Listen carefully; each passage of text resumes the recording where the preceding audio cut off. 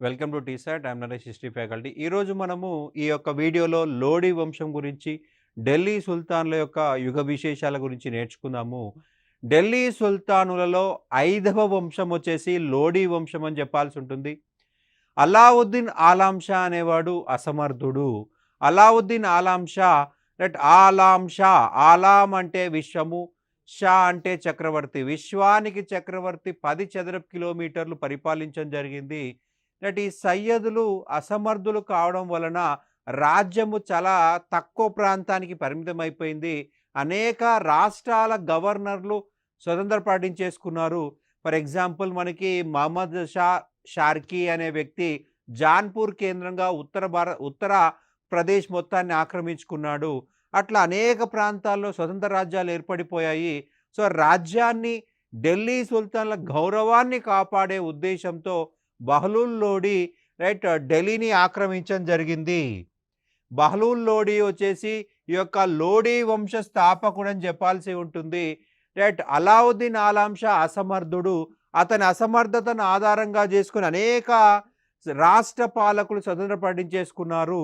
So Delhi సుల్తానుల గౌరవాన్ని కాపాడడం కోసము బహ్లూల్ లోడి ఢిల్లీని ఆక్రమించాడు. ఇక్కడ ఢిల్లీలో లోడీ వంశాన్ని ప్రారంభించడం జరిగింది. భారతదేశాన్ని పరిపాలించినటువంటి మొట్టమొదటి ఆఫ్ఘానులు అంటే లోడీలు అని చెప్పాలి.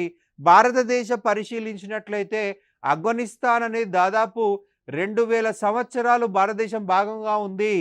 కానీ ఈ 2000 సంవత్సరాల్లో 100 సంవత్సరాలు కూడా ఆఫ్ఘాన్స్ భారతదేశాన్ని పరిపాలించలేదు. మనకి లోడీలు, సూర్లు వీళ్ళిద్దరే ఆఫ్ఘనిస్తాన్ నుంచి భారతదేశాన్ని పరిపాలించిన వాళ్ళు. లోడీలు, సూర్లు. లోడీలు చూసినట్లయితే 1451 నుంచి 1526 వరకు పరిపాలించారు. సూర్లు చూసినట్లయితే 1540 నుంచి 1555 వరకు.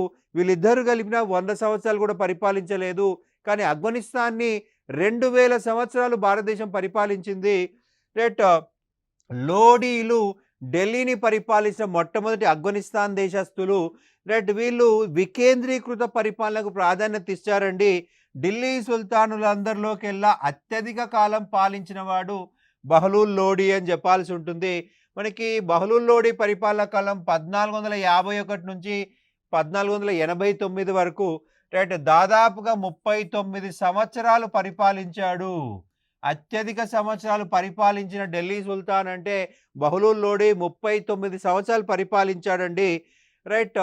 జాన్పూర్ని పరిపాలిస్తున్న హుసేన్ షా షార్కీని ఓడించి పూర్తి ఉత్తరప్రదేశ్ని ఆక్రమించడం జరిగింది. ఈ హుసేన్ షా షార్కీ ఢిల్లీని ఆక్రమించి షార్కీ వంశాన్ని పరిపాలించాలనుకున్నాడు. షార్కీ వంశాన్ని ఢిల్లీకి తీసుకెళ్లాలనుకున్నాడు. సో ఇతనిపై దాడి జరిగింది. అయితే ఇతన్ని ఓడించి చంపేశాడు. ఇతని పూర్తి పేరు వచ్చేసి మహమ్మద్ హుస్సేన్ షా షార్కీ. మనకి షార్ట్కట్లో హుస్సేన్ షా షార్కీ అని చెప్పేసి చెప్తాము. మహమ్మద్ హుస్సేన్ షా షార్కీ ఇతని యొక్క పూర్తి పేరు. మనకి ముస్లిం చక్రవర్తులు వాళ్ళు ఖచ్చితంగా వాళ్ళ పేర్లలో మహమ్మద్ ఉంచుకుంటారు. అట్లా వాళ్ళకి మహమ్మద్ షా షార్కీ అని పేరు రావచ్చు.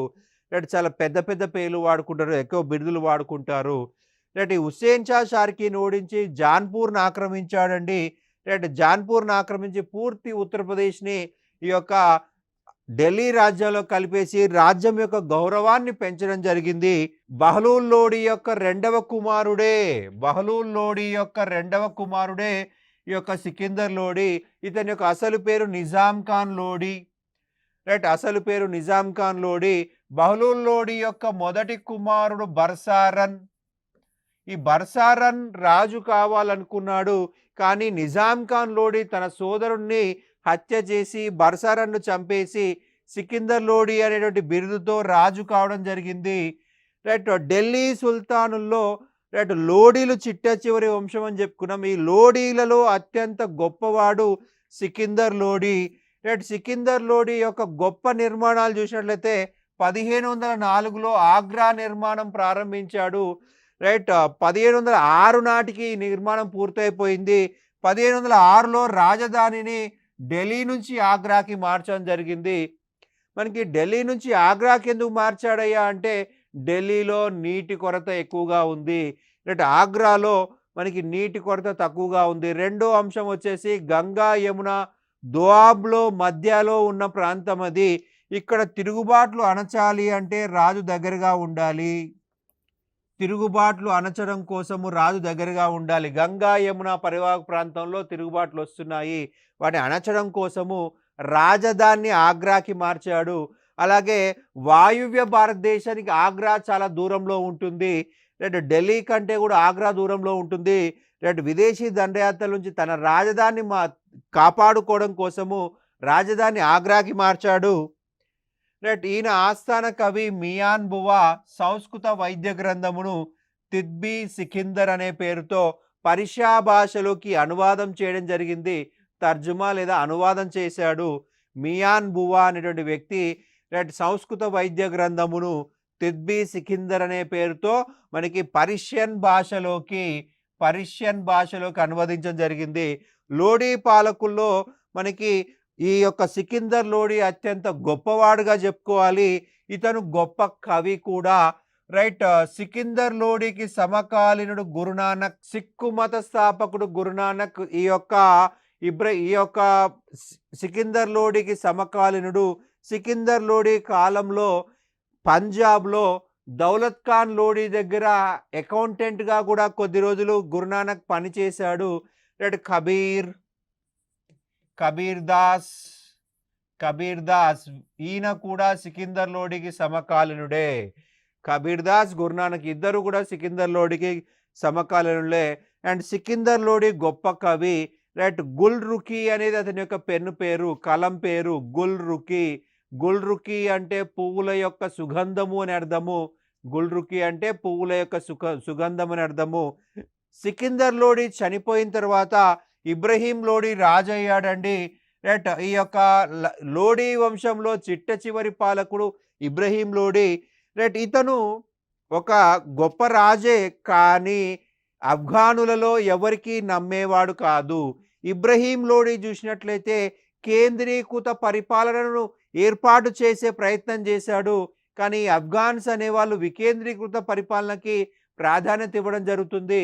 మనకి ఆఫ్ఘనిస్తాన్ చూసినట్లయితే మనకి చంద్రగుప్త కాలము లేదా అలెగ్జాండర్ కాలం నుంచి ఇప్పటి వరకు కూడా కేంద్రీకృత పరిపాలన ఎవరు ఏర్పాటు చేయని పరిస్థితి. వాళ్ళు అంగీకరించారు. వికేంద్రీకృత పరిపాలనే అంగీకరిస్తారు. అలెగ్జాండర్ కూడా ప్రత్యక్షంగా ఆఫ్ఘనిస్తాన్ ప్రాంతాన్ని పరిపాలించలేకపోయాడు. చంద్రగుప్త మౌర్యుడు కూడా ఆఫ్ఘనిస్తాన్ ప్రాంతాన్ని కంట్రోల్లో పెట్టుకోలేకపోయాడు. అశోకుడు కూడా అనేక ప్రతినిధులు పెట్టడం జరిగింది, స్వయంగా పరిపాలన చేయలేకపోయారు. అందుకే బహలూల్ లోడీ, సికిందర్ లోడీ ఇద్దరు కూడా వికేంద్రీకృత పరిపాలనలో చేపట్టడం జరిగింది. రాజు సింహాసనం పైన కూర్చోకూడదు, చాప మీద కూర్చోవాలి. రాజు చాప మీద కూర్చోవాలి. అతని పక్కనే జాగీర్దార్లు, జమీందార్లు వీళ్ళంతా కూర్చుంటారు. ఆఫ్ఘానులు నమ్మితే ప్రాణం ఇస్తారు, అవమానించడం తెలిస్తే చంపేస్తారు. అనేక తిరుగుబాట్లు కూడా చేయడం జరిగింది. ఇతను ఇబ్రహీం లోడీ నేను చక్రవర్తి సింహాసనం పైన కూర్చోవాలి, చాప మీద కూర్చోవడం ఏంటి? వికేంద్రీకృత పరిపాలన రిజెక్ట్ చేసి రాజు దైవాంశ సంభూతుడు అన్నాడు. సో అందువల్ల అతనికి వ్యతిరేకంగా అనేక తిరుగుబాట్లు వచ్చాయి. అనేక మందిని అణిచేశాడు. ప్రతి ఒక్కరిని అనుమానంతో చూసేవాడు, ప్రతి ఒక్కరిని వేధించేవాడు. అందులో ఒక ముఖ్యమైన వ్యక్తి దౌలత్ ఖాన్ లోడీ. ఈ దౌలత్ ఖాన్ లోడీ పంజాబ్ గవర్నరే కాదు, స్వయానా మేనమామ. ఈ దౌలత్ ఖాన్ లోడీ యొక్క కుమారుణ్ణి ఇబ్రహీం లోడీ జైల్లో బంధించడం జరిగింది. సో దౌలత్ ఖాన్ లోడీ ఇలా అయితే కష్టం అని చెప్పేసి కాబూల్, కాందహార్ని పరిపాలించేటువంటి బాబర్ని భారతదేశానికి ఆహ్వానించడం జరిగింది. ఇబ్రహీం లోడీని నాశనం చేసే ఉద్దేశంతో బాబర్ని భారతదేశానికి ఆహ్వానించాడు. మనకి ఈ బాబర్ భారతదేశానికి రాగానే, పంజాబ్కి రాగానే ఈ దౌలత్ ఖాన్ లోడీ తిరుగుబాటు చేశాడు. ఇన్వైట్ చేసింది ఆయనే తిరుగుబాటు చేశాడు. సో బాబర్ మొదట ఎవరితో యుద్ధం చేశాడయ్యా అంటే దౌలత్ ఖాన్ లోడీతోనే యుద్ధం చేశాడు. మరి ఇన్వైట్ చేసింది ఆయనే కదా, ఎందుకు తిరుగుబాటు చేశాడు అంటే ఆలోపే దౌలత్ ఖాన్ లోడీకి ఇబ్రాహీం లోడీకి మధ్య స్నేహం కుదిరింది. కాబట్టి తిరుగుబాటు చేశాడు. సో మొదట బాబర్ దౌలత్ ఖాన్ లోడీనే ఓడించి పంజాబ్ ప్రాంతాన్ని ఆక్రమించాడు. సో మనం ఏం చెప్పొచ్చంటే మధ్యయుగంలో ముఖ్యమైన దేశద్రోహి అంటే దౌలత్ ఖాన్ లోడీ అని చెప్పాలి. ఎందుకంటే ఒక విదేశీయుడైన బాబర్‌ని భారతదేశం పైన దండెత్తమని ఆహ్వానించాడు. సో దేశద్రోహిగా చెప్పాల్సి ఉంటుంది దౌలత్ ఖాన్ లోడీని. మొదటి పానీపట్టు యుద్ధము. రైట్. మనకి పానీపట్టు అనే ప్రాంతంలో ఇబ్రాహీం లోడీకి, బాబర్‌కి మధ్య యుద్ధం జరిగిందండి. బాబర్ మరియు ఇబ్రాహీం లోడీ మధ్య యుద్ధం జరిగింది. సో ఇది మొదటిసారిగా జరిగింది కాబట్టి మొదటి పానీపట్టు యుద్ధం. మనం మొదటి పానీపట్టు యుద్ధం ఎందుకంటామంటే అదే ప్రాంతంలో ఇంకా 2 యుద్ధాలు జరిగాయి. రెండవ పానీపట్టు యుద్ధం, మూడవ పానీపట్టు యుద్ధం. సో అందుకే దీన్ని మొదటి పానీపట్టు యుద్ధం అంటున్నాము. రైట్. ఏప్రిల్ 21, 1526 ఏప్రిల్ 21, 1526 ఈ యుద్ధం చూసినట్లయితే ఇబ్రాహీం లోడీ 1,00,000 సైన్యాన్ని పట్టుకొచ్చాడు. 1,00,000 కాల్బలం తీసుకొచ్చాడండి. 1,00,000 కాల్బలం తీసుకొచ్చాడు. 8,000 ఏనుగులను తీసుకొచ్చాడు. గజదళం తీసుకొచ్చాడు. రైట్. 8,000 గజదళం తీసుకొచ్చాడు. బాబర్ సైన్యం చూస్తే జస్ట్ 12,000 మాత్రమే. బాబర్ సైన్యం మాత్రం 12,000 మాత్రమే. రైట్. ఇక్కడ 1,00,000 మందిని తీసుకొచ్చాడు. అందులో అత్యధికులు రైట్ యుద్ధం అంటే తెలియని వాళ్ళే, శిక్షణ తెలియని వాళ్ళే. రైట్. ఇబ్రాహీం లోడీ సరిగా యుద్ధాన్ని నడిపించేవాడు కాదు. రైట్. బాబర్ అనేక యుద్ధాల్లో ఓడిపోయి ఆ యొక్క ఈ ఎక్స్పీరియన్స్ ఇక్కడ వాడుకోవడం జరిగింది. బాబర్ రుమి మరియు తులుగ్మా అనేటువంటి యుద్ధ పద్ధతులని రైట్ ప్రణాళికని ఇందులో ఉపయోగించడం జరిగింది. మొదటి పానీపట్టు యుద్ధంలో బాబర్ ఉపయోగించిన యుద్ధ పద్ధతులు, యుద్ధ ప్రణాళికలు అంటే రుమి, తులుగ్మా అని చెప్పాలి. ఇబ్రాహీం లోడీ ఎటువంటి యుద్ధ ప్రణాళికలు లేవు. బ్లైండ్గా యుద్ధానికి వచ్చేసాడు. రైట్. అర్ధ రోజులోనే 1,00,000 మందిని చంపేశాడు బాబర్. అర్ధ రోజులోనే 1,00,000 మంది చంపేశాడు. ఇబ్రాహీం లోడీ యుద్ధంలో మరణించాడు.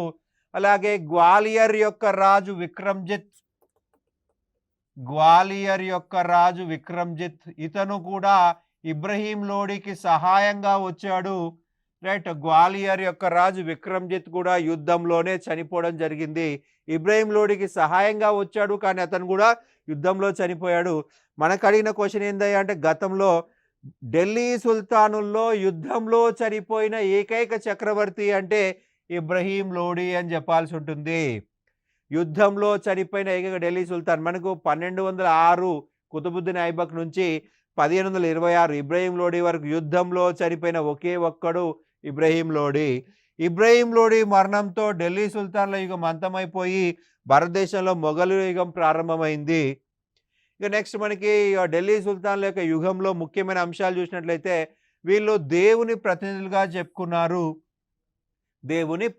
చెప్పుకున్నారు.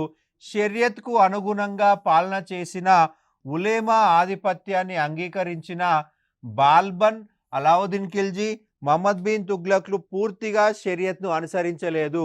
కొద్దిమంది మాత్రమే అనుసరించారు, అందరూ అనుసరించలేదని చెప్పాల్సి ఉంటుంది. బాల్బన్, అలావుద్దీన్ ఖిల్జీ అలాగే మహమ్మద్ బిన్ తుగ్లక్ షరియత్ని అనుసరించలేదు. అంటే మిగతా వాళ్ళంతా కూడా అనుసరించారనమాట. అలావుద్దీన్ ఖిల్జీ మతాన్ని, రాజకీయాలను వేరు చేసినటువంటి మొట్టమొదటి భారతీయ రాజుగా చెప్పాల్సి ఉంటుంది. మతాన్ని, రాజకీయాలను దూరం చేశాడు. మతంలో రాజకీయాల్లో మతం ఉండకూడదని చెప్పినటువంటి రాజు అలావుద్దీన్ ఖిల్జీ. అతనే సర్వ సైన్యాధ్యక్షుడిగా ఉన్నాడు. అతనే అన్నిటిపైన అధికారం కలిగి ఉన్నాడు. రైట్. మత పెద్దలను తలదూర్చనివ్వలేదు. ఒక ఉలేమా మధ్యలో తలదూర్చే ప్రయత్నం చేసి అతన్ని చెట్టుకు వేలాడదీసి కాళ్ళు పైకి తల కిందికి పెట్టేసి కింద మంట పెట్టించాడు. సో ఆ సంఘటనతో ఏ మత పెద్ద కూడా తర్వాత రైట్ రాజకీయాల్లో తలదూర్చలేదు. అలావుద్దీన్ ఖిల్జీ చనిపోయేంత వరకు మతము, రాజకీయాలు వేరువేరుగా ఉండాలి, రెండింటిని కలపకూడదు అని చెప్పినటువంటి రాజు అలావుద్దీన్ ఖిల్జీ. రైట్. సుల్తాన్కు పాలనలో సహాయం చేయుటకు మజ్లిస్ ఈ ఆమ్ లేదా మజ్లిస్ ఈ కల్వత్ అనేటువంటి మంత్రి మండలి ఉండేది. మజ్లిస్ ఈ కల్వత్ లేదా మజ్లిస్ ఈ ఆమ్. ఉలేమాలు, ఉన్నత వర్గీయులు కొంతవరకు సుల్తాన్ అధికారాన్ని నిరోధించగలిగారు. మనకి మతం పైన కొద్దిగా అజమాయిషీ కలిగి ఉంటారు ఈ యొక్క ఉలేమాలు. ఫత్వా జారీ చేయడం జరుగుతుంది. రాజు ఏదైనా షరియత్‌కు వ్యతిరేకంగా పనిచేస్తే ఉలేమాలు ఫత్వా జారీ చేసి రాజు నియంత్రించే ప్రయత్నం చేశారు. అలాగే మనకి రజియా సుల్తానా చూసినట్లయితే ఆమె బుర్కా ధరించలేదు. సో, బుర్కా ధరించని కారణంగా ఆమెకు వ్యతిరేకంగా ఫత్వా జారీ చేసి ఆమె నియంత్రించే ప్రయత్నం చేశారు. మంత్రి మండలిలో 4 ముఖ్యమైన మంత్రులు ఉండేవారు. రైట్. దివానీ ఇన్షా రాజు యొక్క రోజువారీ కార్యక్రమాలు. రైట్. దీని యొక్క హెడ్ వచ్చేసి డాబిర్ ఈ ముమాలిక్. డాబిర్ రాజు యొక్క సహాయకుడు అనమాట. రాజు యొక్క లెటర్ రైటర్ అనమాట. రాజు యొక్క లెటర్ రైటర్ అని గుర్తుపెట్టుకోవాల్సి ఉంటుంది. రాజు తన సామంతులకు లెటర్ రాయాలంటే ఈ డాబిర్ అనే వ్యక్తి రాస్తాడు. ఎందుకంటే రాజుకి ఎడ్యుకేషన్ ఉండాలనేమి రూల్ లేదు. వివిధ దేశాలు చైనా కావచ్చు, రోమ్ కావచ్చు, ఇతర దేశాలతోటి సంబంధాలు పెట్టుకోవాలన్నప్పుడు వాళ్ళకి లెటర్స్ రాయాలన్నప్పుడు ఆ చైనా భాష, రోమన్ భాష రాజుకు రావాలనే రూల్ ఏం లేదు. సో, ఈ డాబిర్ అన్ని భాషల్లో ఎక్స్పర్ట్ ఉంటాడు. రైట్. ప్రజల ప్రవర్తనను గమనించుటకు ముహతసిబ్ అనేటువంటి అధికారులను నియమించారు. ముహతసిబ్ అనేటువంటి అధికారులు ప్రజల ప్రవర్తనని గమనించుటకు మంచి ప్రవర్తన ఉండే విధంగా చేసేవారు. సుల్తాన్ తర్వాత పెద్ద న్యాయాధికారి కాజీ ఉల్ కజత్. సుల్తాన్ తర్వాత పెద్ద న్యాయాధికారి కాజీ ఉల్ కదత్. రాజ్యం అంతటికి అత్యున్నత న్యాయాధికారి. ప్రజెంట్ మనకు సుప్రీంకోర్టు చీఫ్ జస్టిస్ ఎలాగో ఆ కాలంలో కాజీ ఉల్ కజత్ లాగా రాజ్యం మొత్తానికి అత్యున్నత న్యాయాధికారి. అతని పైన అధికారం రాజుదే, సుల్తాన్దే. సుల్తాన్ లేని సమయంలో న్యాయ పరిపాలన పర్యవేక్షించేవాడు. ఖలీసా రాజు యొక్క సొంత భూములు. రాజు యొక్క సొంత భూములు. భూమిని మనకి 3 రకాలుగా డివైడ్ చేస్తారండి. ఒకటి ప్రధానమంత్రి అధీనంలో ఉన్నటువంటి దివానీ భూమి. అది వజీర్ అధీనంలో ఉంటుంది. అతను డబ్బులు వసూలు చేసి ప్రభుత్వ పరిపాలన చూసుకుంటాడు. రెండోది జాగీర్ భూమి. రాజుకి ఎవరైతే నిస్వార్థంగా సేవ చేస్తారో జీతానికి బదులుగా ఆ యొక్క భూములు ఇవ్వబడతాయి. ఆ జాగీర్ భూముల పైన రాజుకు అజమాయిషీ ఉండదు. ఈ యొక్క జాగీర్దారులే పన్నులు వసూలు చేసుకొని సైన్యం నిర్వహిస్తారు. ఇక మూడోది ఖలీసా రాజు యొక్క పర్సనల్ భూములు.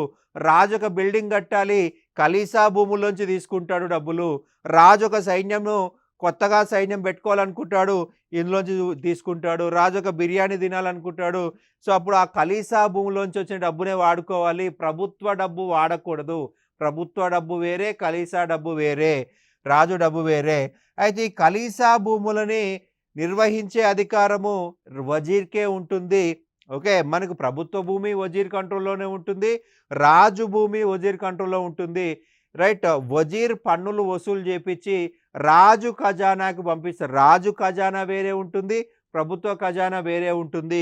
రాజు ఖర్చుల కోసం ఈ భూమిని ఉపయోగించుకోవడం జరుగుతుంది. రైట్. దీన్ని సూపర్వైజ్ చేసేది ఎవరయ్యా అంటే వజీర్. సుల్తానేట్ను ఇక్తాలుగా విభజించబడి ఉంది. ఇక్తానే ముక్తి అనే అధికారుల కింద ఉండేది. ముక్తి. అలావుద్దీన్ ఖిల్జీ కాలంలో 12 రాష్ట్రాలు ఉన్నాయి. మనకి ముక్తి అన్నారు, వలీ అన్నారు. ముక్తి అన్నారు, వలీ లేదా నాయిబ్ అనేటువంటి పదాన్ని ఉపయోగించుకున్నారు రాష్ట్ర గవర్నర్కి. ముక్తి, వలీ, నాయిబ్. రైట్. రాష్ట్ర గవర్నర్ని. రైట్. రాష్ట్రాలను షిక్కులను పరగణాలుగా, పరగణాలను గ్రామాలుగా విభజించారు. గ్రామాలుగా విభజించడం జరిగింది. రైట్. షిక్ యొక్క అధికారి షిక్దార్. షిక్ పైన ఉన్న అధికారి షిక్దార్ అన్నమాట. రైట్. పరగణాలో అమీల్ అనేటువంటి అధికారి ఉంటాడు. Ameel revenue collector. Revenue collector పన్నులు వసూలు చేసే అధికారి. పన్నులు వసూలు చేసే అధికారి. గ్రామాల్లో ముకద్దములు అనేటువంటి అధికారులు ఉండేవాళ్ళు. రైట్. పట్వారీ వచ్చేసి గ్రామాలలో భూముల వివరాలు చేసేవాడు. రైట్. పట్వారీ విలేజ్లో ఉన్నటువంటి భూముల యొక్క లెక్కలు చూసేవాడు అనమాట. అశ్వదళం అనేది ముఖ్యమైన విభాగము. సుల్తాన్ సిద్ధ సైన్యం కలిగి ఉన్నారు. మనకి అలావుద్దీన్ ఖిల్జీ కాలం చూసినట్లయితే 5 లక్షల సైన్యం ఉంది అని చెప్పుకున్నాం. 5 లక్షల సైన్యం ఉంది. రైట్. బాల్బన్ సిద్ధ సైన్యం పెంచాడు. ప్రత్యేక సైనిక శాఖను కూడా ఏర్పాటు చేయడం జరిగింది. అలావుద్దీన్ ఖిల్జీ అత్యంత శక్తివంతమైన సమర్థవంతమైన సైన్యాన్ని ఉంచాడు. ఇక్తా వ్యవస్థను రద్దు చేసి చిన్న ఇక్తాలను రద్దు చేసండి. ఇక్తా అంటే రాష్ట్రాలు రద్దు చేయలేదు. ఈయన చిన్న చిన్న ఇక్తాలు ఒక 10 గ్రామాలు 20 గ్రామాలు ఉన్నాయి కదా, దాన్ని కూడా ఇక్తా అనేవాళ్ళు. చిన్న ఇక్తాలేమో జస్ట్ జీతం కింద, పెద్ద ఇక్తాలేమో రాష్ట్రాలు అనేవాళ్ళు.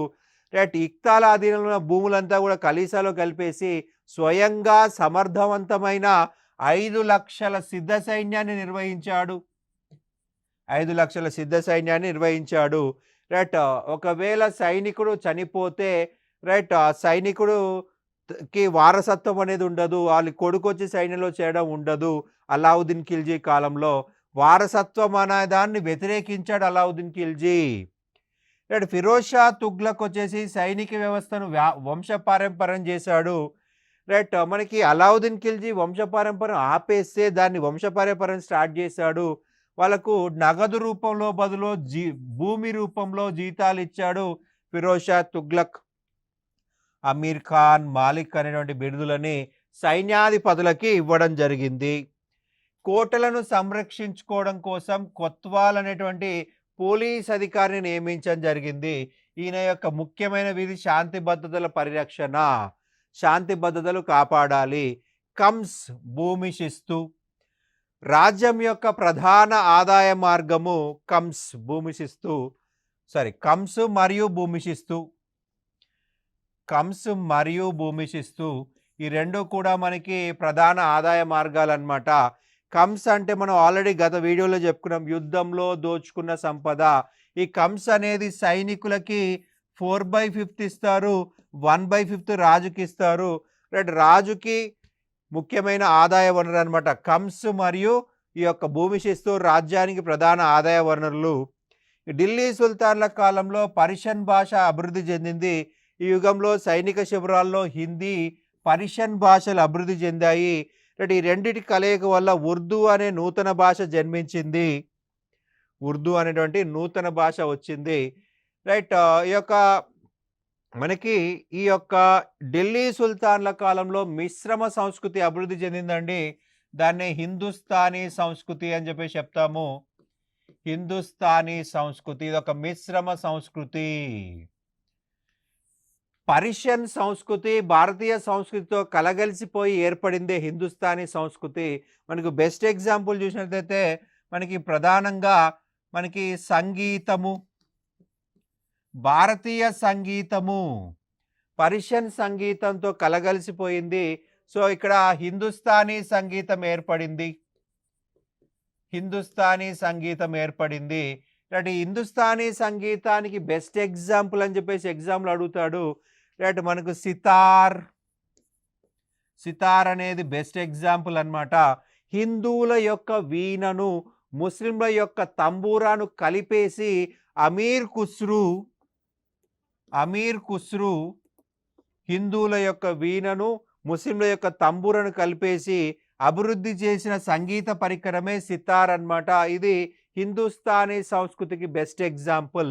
ఇక డ్యాన్స్ నాట్యం చూసినట్లయితే భారతీయ నృత్య రీతులు పర్షియన్ నృత్య రీతులతో కలగలిసి కొత్త డ్యాన్స్ ఏర్పడింది. అదే కథక్ అని చెప్పేసి చెప్పుకుంటాము. కథక్ అని చెప్పాల్సి ఉంటుంది. ఈ కథక్ డ్యాన్స్ మనకి ఢిల్లీ సుల్తాన్ల కాలంలో ప్రారంభమైంది. కథక్ చాలా గొప్ప నృత్య రూపకము ఈ యొక్క ఢిల్లీ సుల్తాన్ల కాలంలో డెవలప్ అయింది. అలాగే నెక్స్ట్ మనకి ఆల్రెడీ చెప్పుకున్నాం ఉర్దూ భాష అభివృద్ధి చెందింది. ఉర్దూ అంటే గుడారము అని అర్థము. అలావుద్దీన్ ఖిల్జీ 5 లక్షల సైన్యాన్ని నిర్వహించాడండి. ఈ 5 లక్షల సైన్యము ఆయనకి ఓన్లీ ముస్లిమ్సే కాదు హిందువులను కూడా పెట్టుకున్నారు. హిందువులు భాష హిందీ, అలాగే ముస్లింల భాష పర్షియన్, ఈ రెండు కలిసి ఉర్దూ అనేటువంటి కొత్త భాష పుట్టింది అలావుద్దీన్ ఖిల్జీ కాలంలో.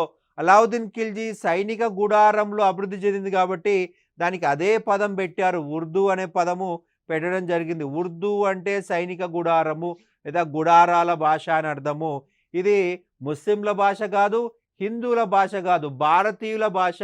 సైన్యంలో అభివృద్ధి చెందిన భాషగా చెప్పాలి. ఇండియాలో అభివృద్ధి చెందిన చిట్ట చివరి భాష ఉర్దూ భాష అని చెప్పాలి. రైట్. అమీర్ ఖుస్రు అనేక రచనలు చేశాడండి ఉర్దూ భాషలో. అమీర్ ఖుస్రు అనేక రచనలు చేశాడనమాట. మనకి ముఖ్యంగా చూసినట్లయితే అమీర్ ఖుస్రు కొత్త కొత్త పుస్తకాలు కూడా రాయడం జరిగింది. రైట్. ఇక నెక్స్ట్ కట్టడాల విషయంకొచ్చినట్లయితే భారతీయ కట్టడాలలోని లక్షణాలు ముస్లిం కట్టడాల్లోని లక్షణాలు కలగలిసిపోయాయి. మనకు ముఖ్యంగా చూసినట్లయితే భారతీయంలో దేవాలయం అత్యంత ముఖ్యమైనది. ఈ దేవాలయంలో అలంకరణ ఎక్కువగా కనిపిస్తుంది.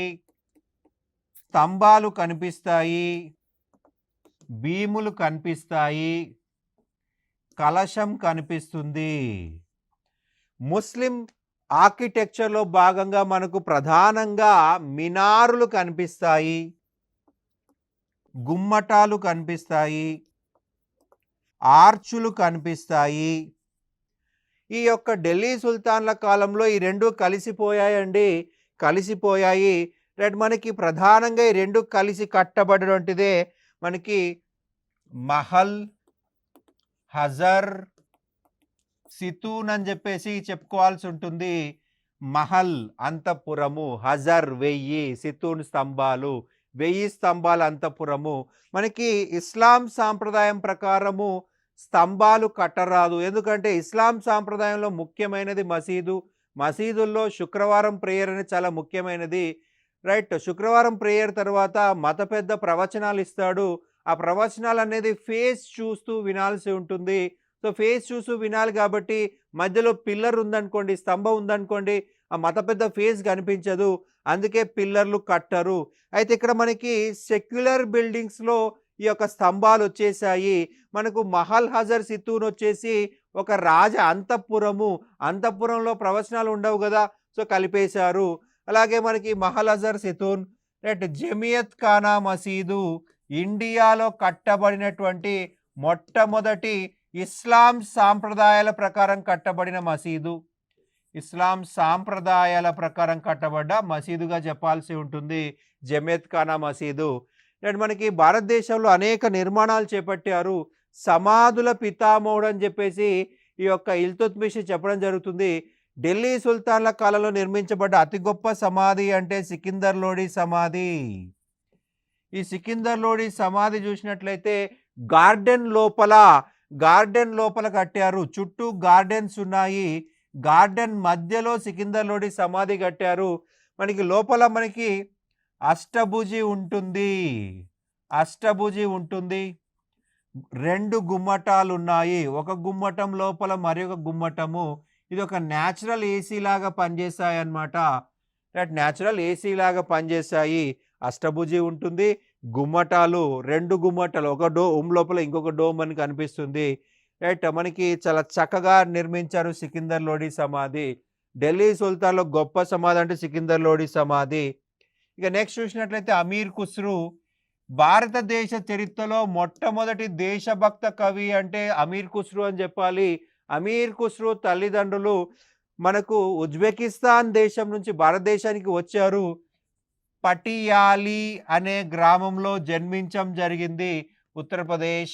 ఉత్తరప్రదేశ్లోని పటియాలి అనే గ్రామంలో జన్మించాడు అమీర్ ఖుస్రు. దేశాన్ని పొగుడుతూ రచనలు చేశాడు, ప్రజల గురించి రచనలు చేశాడు. దేశాన్ని పొగుడుతూ మొదటిసారిగా రచనలు చేసిన వ్యక్తి అమీర్ ఖుస్రు కాబట్టి ఇతన్ని మొట్టమొదటి దేశభక్త కవి అంటారు. మొట్టమొదటి దేశభక్త కవి అని చెప్పి చెప్పడం జరుగుతుంది. 8 మంది సుల్తానుల ఆస్థానంలో ఇతను పనిచేయడం జరిగింది. రైట్. ఇతని యొక్క గ్రంథాల్లో కొన్ని చూసినట్లయితే మనకు ప్రధానంగా మిఫ్తా ఈ ఫుతుహా, ఇది వచ్చేసి జలాలుద్దీన్ ఖిల్జీ యొక్క విజయాల గురించి రాయడం జరిగింది. జలాలుద్దీన్